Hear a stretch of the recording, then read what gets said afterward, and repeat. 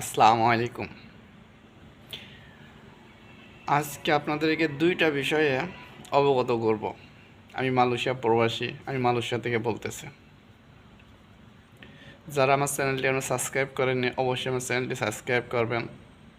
মালয়েশিয়ার নতুন নতুন নিউজ পেতে, খবর পেতে, কিংবা নতুন নতুন আপডেট কিছু পেতে। আর যারা আমার চ্যানেলটি সাবস্ক্রাইব করেছেন তাদেরকে অসংখ্য ধন্যবাদ। 2025 সালের আগস্ট মাসে মাল্টিপল এন্ট্রি ভিসা চালু করছে। এই মাল্টিপল এন্ট্রি ভিসা কী, এর কী উপকারিতা অনেকে কমেন্ট করে জানিয়েছেন। তো আপনাদেরকে একই ভিডিওতে দুইটা কমেন্টের উত্তর দেবো আজকে। এক নম্বর হচ্ছে মাল্টিপল এন্ট্রি ভিসা কাকে বলে।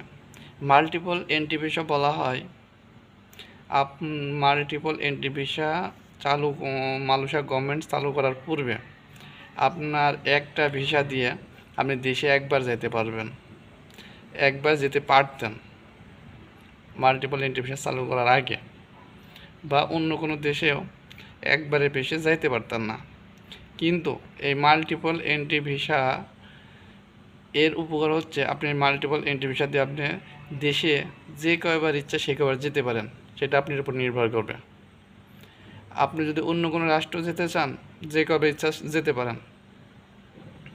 এটা হচ্ছে মাল্টিপল এন্ট্রি ভিসার উপকারিতা।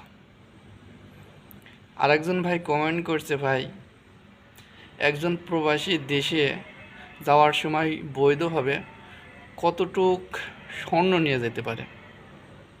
ভাই আমি যতটুকু জানি, আমি যতটুকু দেখছি, আমি যতটুকু বুঝতে পারছি, কিংবা যতটুকু নিউজ দেখেছি, একজন সাধারণ প্রবাসী গভর্নমেন্টের অনুমোদন ছাড়া, অর্থাৎ গভর্নমেন্টের যতটুকু নিয়ে যাওয়ার পারমিশন দিয়েছে ততটুকু হচ্ছে 100 গ্রাম স্বর্ণ আপনি নিয়ে যেতে পারবেন। এটা গভর্নমেন্টের অনুমতি আছে, কোনো ভ্যাট ছাড়া। আর যদি আপনি অতিরিক্ত নিয়ে যেতে চান, অবশ্যই আপনাকে গভর্নমেন্টকে স্বর্ণের ভ্যাট দেওয়া লাগবে। 100 গ্রামের অতিরিক্ত হলে আপনাকে গভর্নমেন্টকে ভ্যাট দেওয়া লাগবে। আশা করি আপনি কমেন্টের উত্তর পেয়েছেন ভাই।